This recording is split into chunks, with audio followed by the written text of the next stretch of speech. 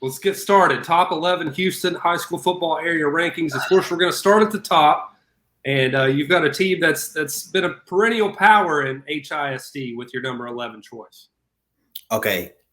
First off, before I say that, I just want to say, just by the cover, the background, that right there already got them talking. So they see some people think that it's in order, and they looking at the 11 teams, some saying, oh, where's my school, or this school don't belong. So I'm loving that already, you know. So, but now that we about to actually go from 11 to 1, that's when it really, you know, finna spice things up. First off, coming in, number 11, no bias. This is my school. This school that I went to. School my brother played for. You know, if you know who Josh Gordon is, if you know Anthony Cook, if you know all those guys, a lot of guys that they came through there.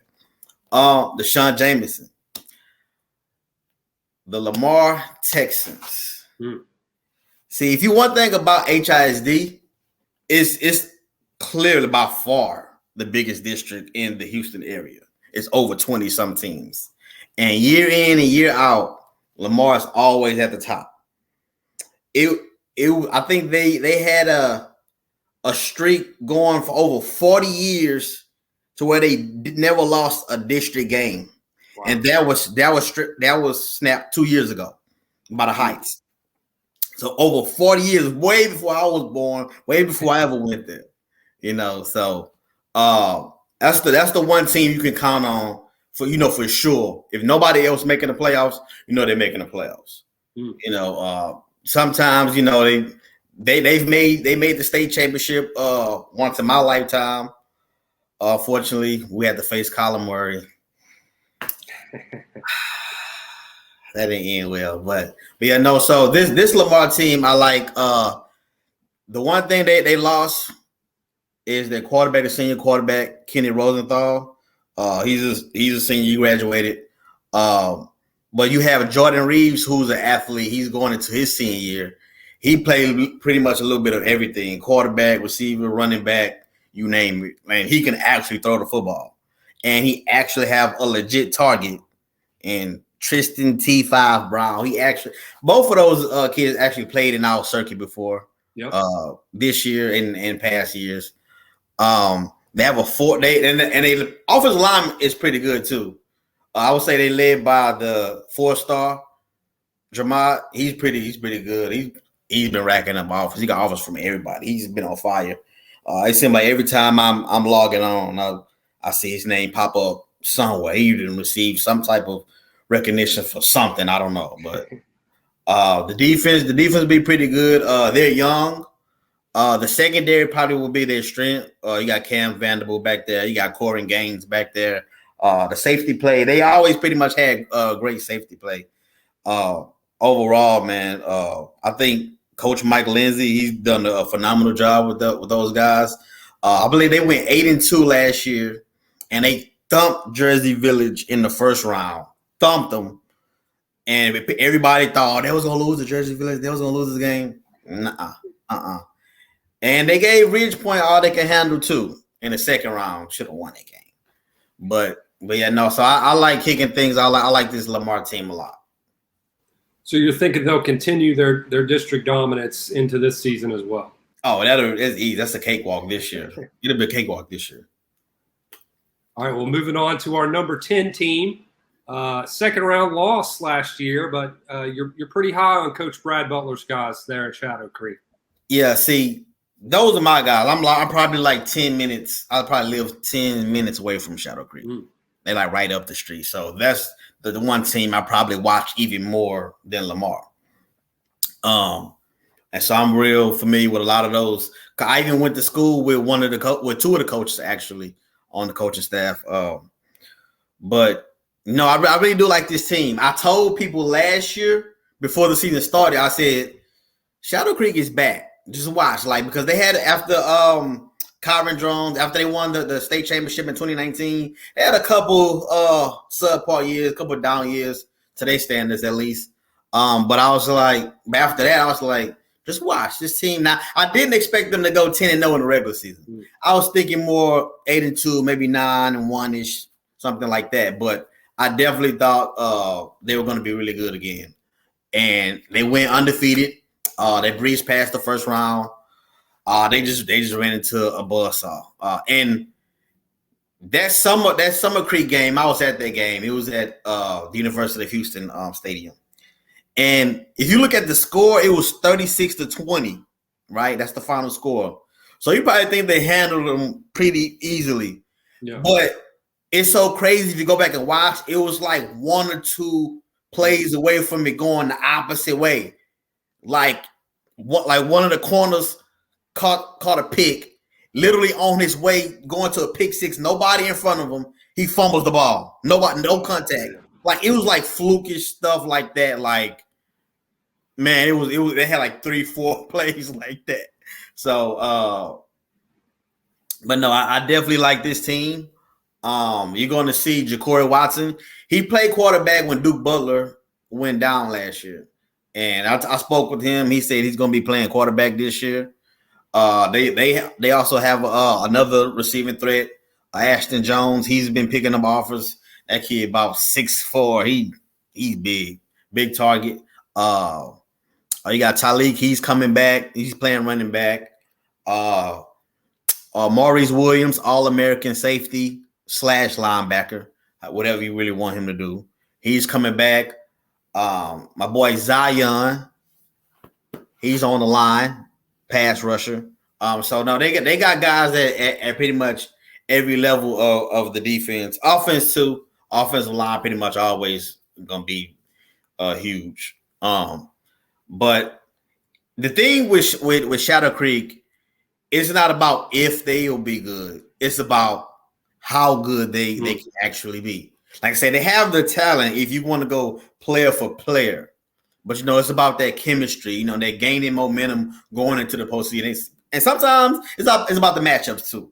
Right. You know what I'm saying? It's all about the matchups. Like, hey, but I really like this team. I think they definitely could make a run, get to the third round, possibly, depending on, I guess, round about that time. They may have to face a team probably like Katy. I don't know, but no, I really like this team a lot. Spoiler alert, well, we will see Katy coming up later on in this list. But next up, we're sticking with another Creek, Nick. We've got Summer Creek coming in at number 9, head coach Kenny Harrison. You like Summer Creek? The Bulldogs. Yes, no, like basically that's the team that I was just saying that they beat. Shadow Creek. Lloyd Avant, one of the most underrated backs. Man, that dude was unstoppable last year. And it's like he started getting notoriety late. It seemed like it's like, I don't know, maybe towards like week 8-ish. Or whenever the North Shore game was. That was like late in the season, if I'm not mistaken. But he was doing that prior to that. Like he'd been doing that all year, actually. They're very, very sound team. They really big on both sides. DB, Jalen Carter. They one of those teams where they just real disciplined. They might not be filled with 4-stars and 5-star talent, but they battle tested. They probably play in the toughest district in Houston, in the Houston area. So if you look at their record going in, like they were 6-4 regular season. That's the average record. They played Shadow Creek second round, who was 10-0. So on paper, if you didn't know anything about football, know anything about these two teams, you would think, oh, that's easy. No, you got to realize these guys are playing North Shore. They playing Sea King. They playing Atascocita. They playing all these guys. So, and they just battle tested, man. So I really think they're going to do some damage. They have a freshman. Watch what I tell you. They have a freshman phenom. They call him the Rocket Rashid. He's gonna. I'm not gonna say he's gonna be what Demetrius Davis was to North Shore as a freshman. I'm not gonna say that, but hey, I think he could have a chance to be special. With a name like Rocket, you got you gotta be something. Like he go by Rocky. Like, come on now. You've got another team that seems to be there when it's all said and done in Houston, and that's Westfield up next. Matt Meekins, the head coach. And a lot of people are probably asking you, Nick, why do you have these guys so low at number 8? They've got a lot of talent at Westfield. Let's explain yourself here. They do. And I'm not going to lie. It do look like, just looking at it, right? Number 8, that sounds so crazy. It sounds so crazy. Not me. I felt like I was disrespecting them. But dude, they lost PJ Hatter and they lost Dejan Palomo. PJ Hatter, over 4,000 passing yards, over 800 rushing yards, 66 total touchdowns. You know how hard it is to replace that kind of production? Yeah, that's a lot. And they were spanking teams. They were walking through everybody. The two teams they lost to were the two teams who were in the state championship game. Everybody else got walked. Everybody got fanned away. Like it was so easy. So and with, like I said, they still have some talent on the team. And normally you see they always have that up and coming junior. You can kind of see that year before who's on the rise. Like last year, those two guys showed a lot of the low. I'm not even gonna lie to you. Now they still have Tajay Atkins, the running back. I expect easily him to go over 1,000 yards, maybe 1,500 to 1,600. Probably throw in a little receiving yards. So he'll definitely get his numbers. I'm just not sure that they'll be a top contender. I think they can make a run third round, possibly fourth round, depending on the matchups. It really all depends on the matchups. But having PJ Hatter on the field with the speed of Dejan Palomo, like that was just a mismatch. You didn't really need to do much else. You know what it kind of reminded me of in a little way. Remember that 2019 team, or even the 2018 team as well, the Fort Bend Marshall team where you had Malik Hornsby and Devon A-Chain. You don't really need nothing else. They made back-to-back state final appearances just off that. You don't really need much else. So it was kind of on a smaller scale like that. Right. So like it was exciting to see, but they definitely have some talent. I'm looking at the linebacker Devin Smith. Am I saying that right? Yeah, Devin Smith. 25. Yeah. Yeah. So he guys got some size on him too. He's my rising star. Like they always gonna field a great defense. They always gonna have a good defense. They always, you go back to the Ed Oliver days, they always field the Keandre Coburn, or who went to Texas, who's now in the NFL. They always gonna field a good front four. It's just on the offensive side of the ball. I have a few questions. That's why I got them as low as I got. Next up on the list, it's a team that we got to see a lot of their kids on our 7-on-7 circuit, DR7, and they won a lot of tournaments. They in fact won the Crown National Championship. A lot of kids from this team playing on that 7-on-7 team. That's the Klein Collins Tigers. Head coach Adrian Mitchell, one of the more seasoned teams in 6A. I know we're high on our guy Tucker Parks at quarterback, but they've got plenty of weapons surrounding him offensively and defensively, Nick. Man, dude. Like I said, they don't have a bunch of stars by their names, but they can play with anybody. They could play with a lot of teams. And Tucker Parks, he had a coming out season last year. He went toe to toe with PJ Hatter. The game was kind of neck and neck. That was, as a matter of fact, that was one of the few close wins that they had. You have Rodney Ojo who's coming back. You have Donovan Baker who's coming back. Who else you got? You got Chris Gant, the safety on the back end. Mike Wilson, running back. They actually have a few. They have a few running backs. Like they kind of like go by committee. But Mike Wilson, he's probably he will be the feature back. Offensive line is big. You have what's the kid? Milan. Yeah, Milan on the defensive side. And they just well coached. They just know how to play. They're never going to beat themselves. You're never going to see crazy penalties. They don't do a lot of this. They just show up and play smash mouth throwback football. Like they're just, it's like what you're gonna get week in and week out. Nothing new. Just stop it or it's a dub. But I really like this team. Again, they always draw a tough matchup in the second round. What'd be crazy if you look at the bracket, you would think if they can get past the second round, you would think they can get possibly to the semis because the second round team be twice as good as the team that they'll play next. So it's like, I'm like, man, can y'all just, I don't know, just cheat for them a little bit this year. I don't know, like help them out a little bit. Help them out, get them out, get one of them teams to get Westfield out the way, put them somewhere else. I don't know, but no, I really like this team. Both sides of the body, real sound, real fundamental. Next up, a team that you say in your article has a legitimate chance at competing for a 5A state championship come December. A team with a chip on their shoulder from last year, how it ended. It's the Fort Bend Marshall Buffs. Tell us about them, Coach. Now, Marshall, listen to me, please. I've been doing a lot of talking for y'all. And I may have wrote a check that you guys probably gonna have to cash. Like I said it. I'll say it again. My prediction: state championship, not appearance, not semifinals. That ring, whether it's South Oak Cliff, whoever in the way, Alito. This is the year. It got like I don't know.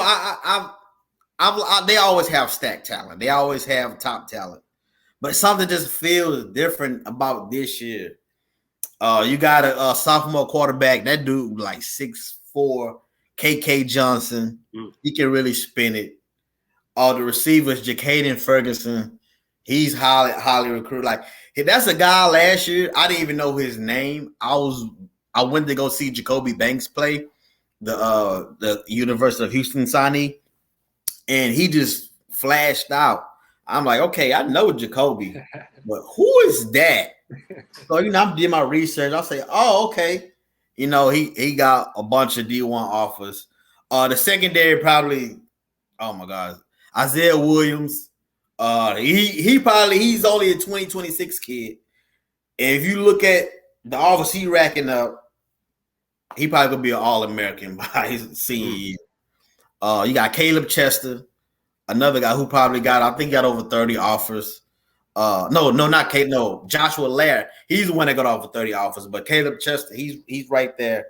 Man, I don't want to miss. It's another guy they got in the secondary. Man, but like everybody, both corners, both safeties, they legit, man. They legit. They got talent all over and speed. If you one thing you want to know about Marshall, they always have their speed. The only reason why they not higher on this list is because they're young. Like if you notice, it's a lot of 2025, 2026 kids in it. So now some of them they played last year, but again, they're still young. Right. So that's the only reason why they're not high on this list. But it wouldn't be surprised me at the season end that they get moved up. So you're predicting state championship. To play devil's advocate here, if they don't win it all, what would be the thing that keeps them from winning it all, do you think? Youth. That's how I see it. In years past, it was always that missing piece. Okay, what if they had a linebacker? What if they had another solid offensive lineman? Or what if they had a second receiver to go with this guy? They was always missing that one. It's none of that. It's none of that this year. Everybody ready, suited and booted to go. But it's going to be the youth, or just not being familiar to in certain situations, maybe in crunch time when the game get a little tight. Maybe a mistake here and there, hands get sweaty. That's the only thing I see. But they have the talent. I'm expecting Big things ahead. We're now in the top 5, and our next team, if you like offense, you might want to watch them. The Woodlands Highlanders, head coach Jim Ram, Wisconsin quarterback commit Mabry Mature. He's got a lot of talent around him too. Tell us about the Highlanders, Nick. Cornell Farrakhan Jr., Keandre Barker, Mabry Mature, Aiden Self. Man, look, dude, this is like, I don't know, man. The greatest show until like they offense. You got to put up points. You playing these boys. You got to put up points. Like they don't have, and they offensive lineman is huge. You'll be hard pressed to find a real offensive lineman that's not only better but bigger. Like they have like two of their guys. One of them, I believe Ryan Hughes. I believe he's committed to TCU. They have another guy who's committed to. It was another Big 12 school, Baylor. Colton Saraki, yes. But it's like they got 2 or 3 other guys that you probably will see playing D1 football. On the defensive side, I do have a few questions. They always, like I said, they always solid. They're never like great on that side of the ball. And that's when you might see them get bounced in the end. They can put up points. And I think that's what it's going to be like. I don't know if you remember those old Colts teams with Peyton Manning where they was just blowing the doors off people. But, they probably didn't really stop nobody. With Marvin Harrison, and Edge, But that's kind of what it seems like. You're going to see a lot of that. But I really like them, though. Last year, they lost to Duncanville. I guess there's no real shame in that. But they made it all the way to the third round, to the regional round. I think this year they're a little better. Keandre Barker, he actually from Arkansas. So this is his first year. He's a 4-star player as well. So his first year with them.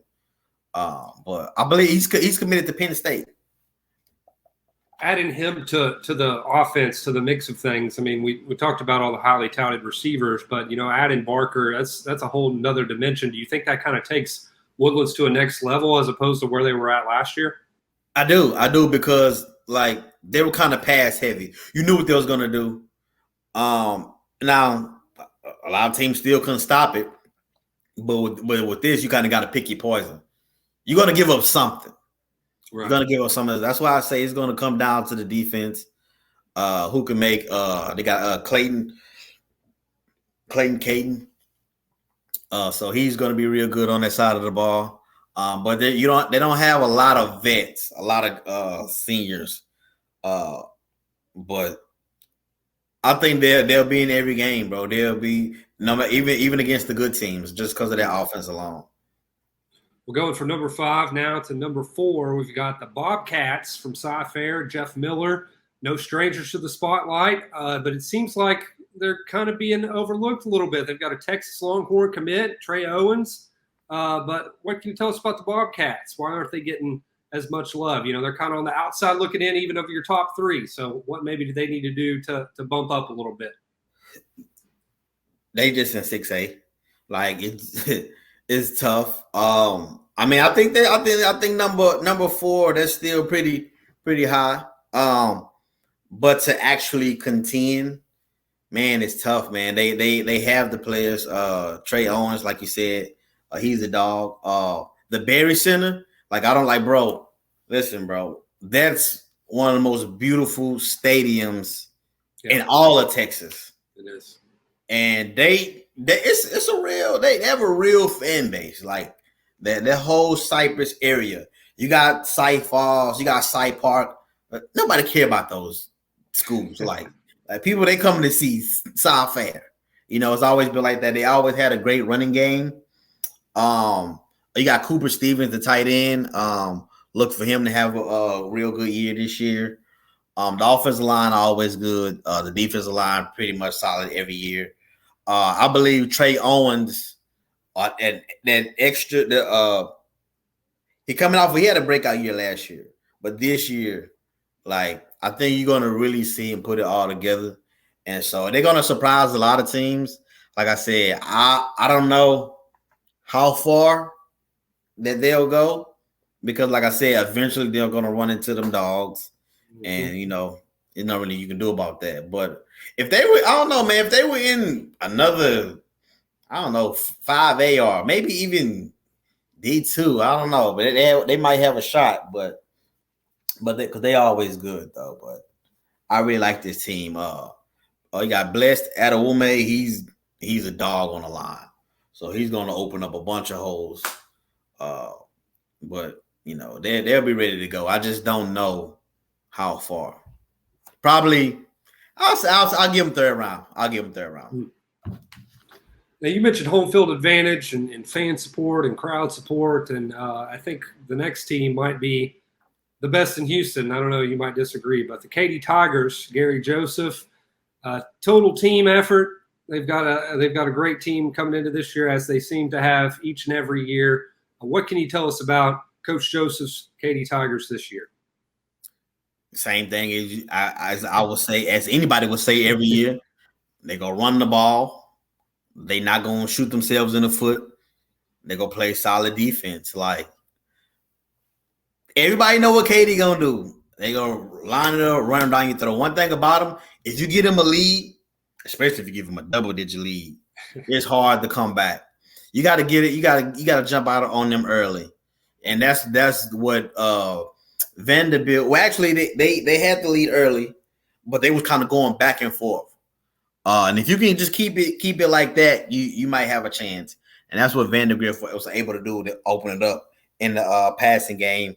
I will say though that was probably one of the worst secondaries they've had in a long time last year.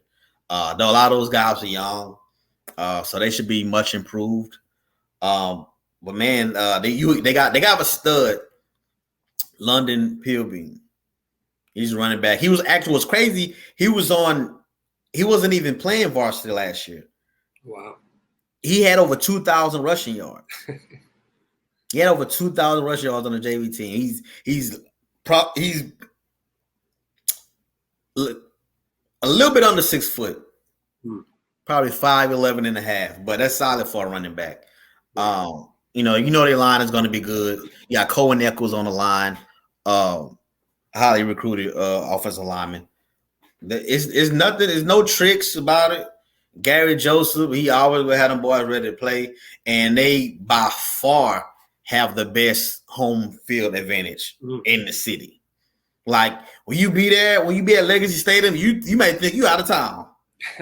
Like they be for real. It's loud. They pack it out too, bro. All you see is white and red.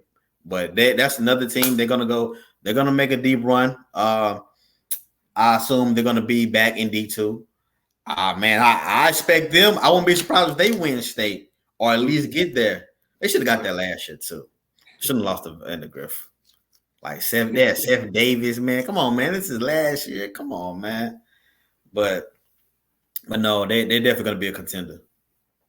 You mentioned Davis, all-time leading rusher in school history. I know you mentioned a running back that could replace him. Do you think they'll have issues replacing Davis? No, look at their history.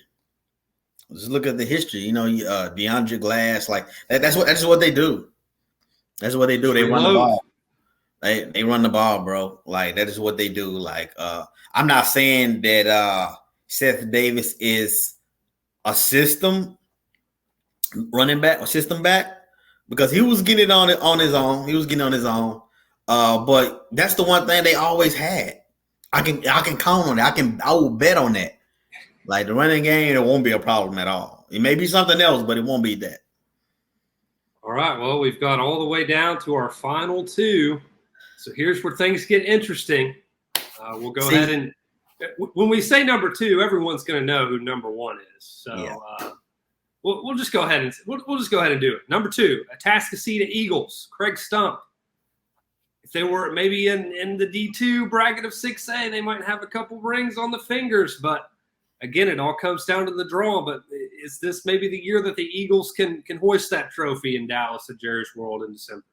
That Atascocita to Houston is what DeSoto have been to Dallas prior to last year. See, DeSoto was always in D1. Right. So guess who they'll have to play? Duncanville. Yep. He's not going to beat them. This is not happening. And this year, last year, you see what happened. They D2, they win the whole thing. And it's Atascocita's problem every single year. Like you got to play those guys. There's no way around it. But they definitely going to be a great team again. I don't see anything slowing them down. Zion Brown, he's amazing. Do it through their quarterback.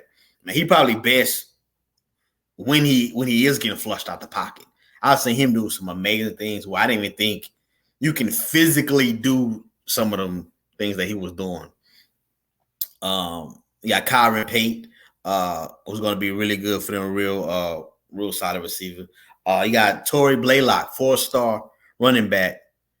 That dude, as soon as he hit the hole, he gone. He's not dancing. He's not spinning around. He straight down with it. So defense always solid, always. But I think you're gonna see more of that, right? Because in years past, prior to last year, they've always been known as a juggernaut on offense. The defense wasn't really that great, but now they know that you have to defend if you want to get to where they want to get to. And I think last year was probably one of the best defensive teams that they've had, and I don't see that changing. Like I said, they very well coached. They super experienced. They everybody from top to bottom, man. Everybody, like I said, the quarterback. I think they go as far as he goes. Like when he's on, he's clicking. Everything falling in place. It's contagious. The running game, they getting after the quarterback. They intercepting the ball. They have a good secondary as well. So we're going to see. Got Braylon Conley, 2024 corner. He gonna shut half the field down himself. So I like him. I like him a lot, man. It's just the placement. Like I said, they're the DeSoto Houston. Do you think they can bridge that gap, and have a DeSoto like run this year? And what would it take to be able to do that? Does it come down to the draw, or maybe does the defense need to play elite all year? What do they need to do to put it all together? Yeah, I would say I think you're gonna see the deal. Actually, what's crazy, like I said, they always been on for the offense, but I think this year is going to be a little bit opposite. I think the defense is gonna always be there. And I'm not saying I have questions on offense. It's just when you playing a team like who we're about to announce, that they so great on defense is that they make your offense look weak. Like you seen what they did to Westfield last year. Nobody else did that. And that's what I'm saying. Like Zion, he's gonna have to make plays. He's keep the score down, I guess. Keep the score down. If you have the ball last, chances may be good. But I think it's gonna come down to that. You gotta make as many plays as you can on offense. You can't have too many 3-and-outs. Got to come out the gate. That's what you best want to do. Come out the gate.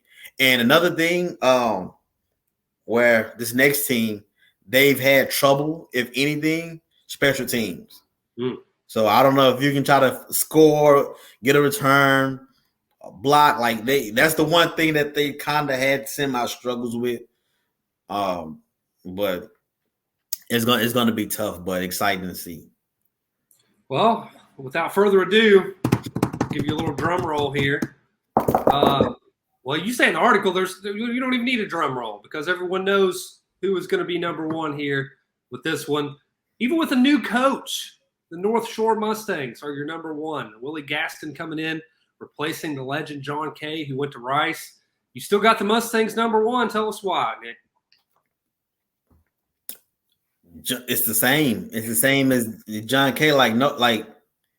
Willie. Everybody know if you in the in crowd, everybody know Willie Gaston was just as important as John K.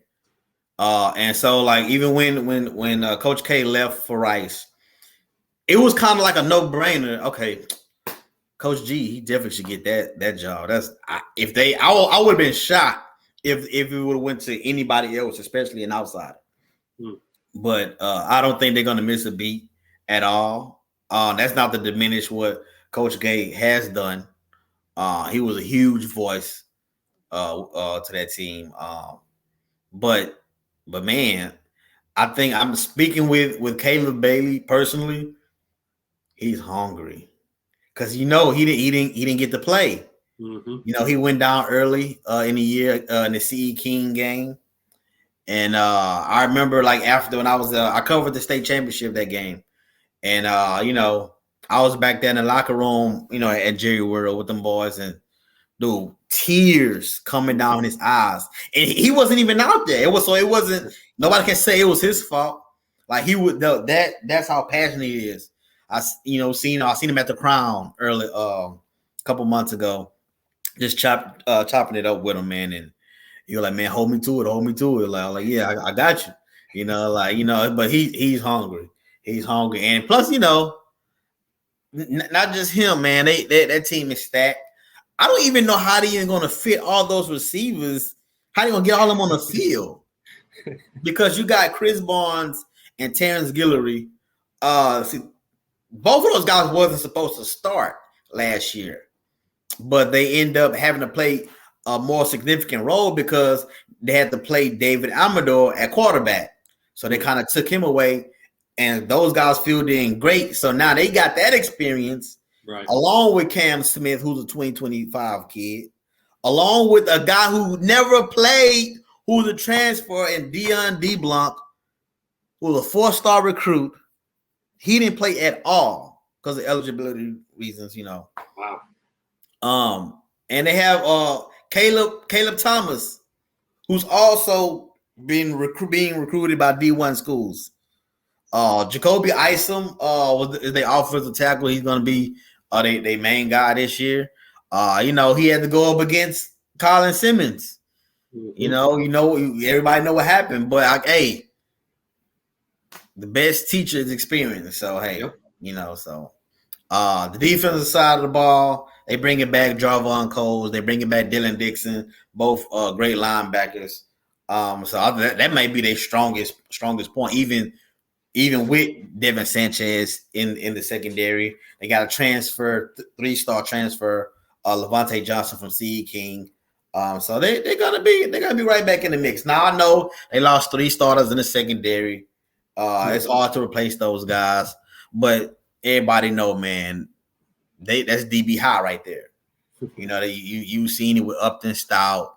You've seen it with Denver Harris. They just rotate those guys in. Jacoby Davis, that is what they do, So, but that's a powerhouse. They top 10 nationally every year for a reason. Right. So I don't see nobody in Houston beating those guys. Like I said, it would take another team. They lost a few years ago to Westlake in the semifinals. That team was amazing. I'm not sure if they're going to be that good again. Not this year, at least. So I don't know what's stopping them from at least getting there. I definitely expect them to win with everything that they have with Caleb coming back, and plus with the other added pieces. But they should definitely at least get to Dallas late December. And like I said, it's going to be like that for a minute, man. Well, Nick, I appreciate you. We gave you your own version of 2 days here on DR Sports and the platform. You wrote the great article, and then I said, hey, man, let's do a video. That'll get people fired up. I know it's going to get people talking. Leave us a comment. Let us know what you think. Direct all your hate mail to that guy right there. He told you how to follow him on social media, but we appreciate you, Nick. We're looking forward to what Houston High School football has for us this year. So make sure you tap in with Nick. Leave us a comment. Let us know what you thought of the video, and subscribe on your way out. Give us a like and subscribe. We appreciate y'all for watching. Ready for Houston High School football. Just a couple months away, y'all. So for Nick Gradney, I'm Ben Spicer. Appreciate you guys tuning in. Appreciate you. Thank you. Appreciate it.